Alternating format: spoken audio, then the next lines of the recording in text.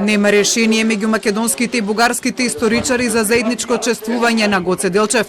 Прашањето за идентитетот на Гоце Делчев останува клучната пречка за комисијата да го затвори ова прашање. Ова го соопштија и македонскиот и бугарскиот ко-председавач со комисијата по завршување на средбата. Сега тоа е главниот проблем кој останува се уште пречка на сопнување за да се постигне некое заедничко мислење за Гоце Делчев. Идентитетот на Гоце Делчев си ја определил самиот тој, а не ние. Тоа не е наша работа. Тој тоа го определил и е таков како што е неговото семејство, каква што била средината во која се формирал како личност.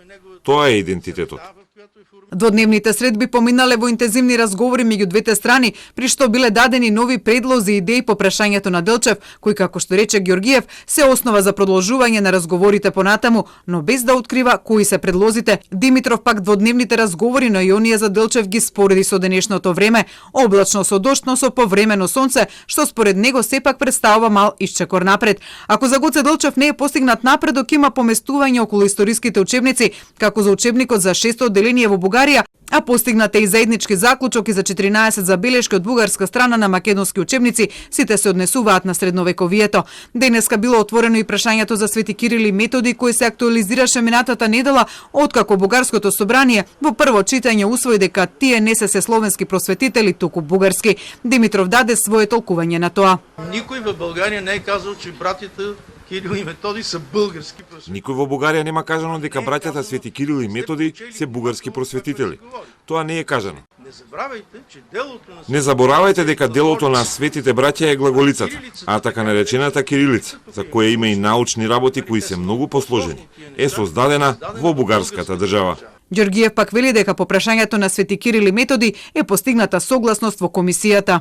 Имаме тука согласност и ние усогласивме став во однос на браќата Кирил и Методи дека тоа се словенски и христијански просветители и тука нема никаква дилема и за тој текст стојат и колегите за Бугарија и тоа е текст кој јас верувам дека наскоро и ќе биде објавен во јавноста. Непостигнувањето на договор за Гоце Делчев можно е да е активира најавената блокада од страна на бугарската влада за старт на преговорите на земјава со Европската унија, која 10 ноември го постави како рок за постигнување на напредок во историските прашања. Ѓоргиев на ова гледа како на притисок. Ставањето на комисијата на врвот од овој договор меѓу Бугарија и Македонија според мене е контрапродуктивно за работата на комисијата.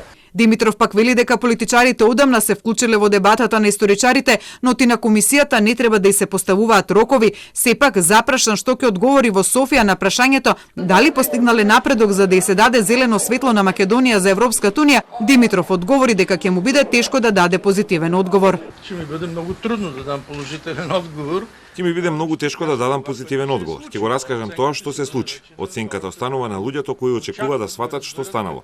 Конкретно што сме зборувале. Македонските и бугарските историчари разговорите ги завршија со договор да се видат уште еднаш до крајот на годината, најверојатно во декември, а за едната година договорија одржување на 5 средби. Инаку по средбата за изјавите на македонските и бугарските историчари немаше обезбедено превод.